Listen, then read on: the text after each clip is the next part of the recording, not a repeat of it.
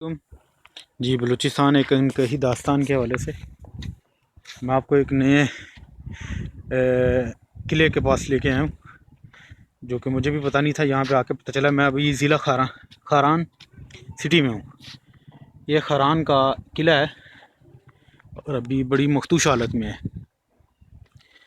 तो ये देख सकते हैं आप, बड़ा खूबसूरत है, छोटा सा है, लेकिन ये है कि ज़बरदस्त है। आए अंदर चलते हैं। ये इसका मेन गेट है। ये देखें जी, ज़रा झुक के जाना पड़ेगा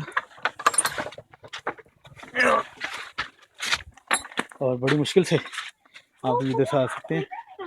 अंदर से काफ़ी बड़ा है, आप देख सकते हैं। और अंदर बच्चे तो क्रिकेट भी खेल रहे हैं।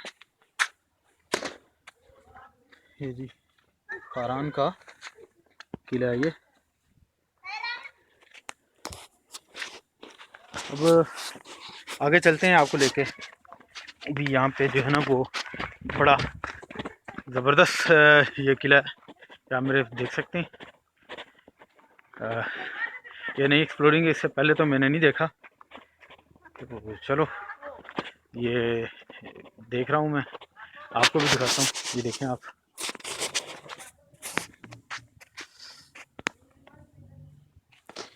बहुत खूबसूरत है।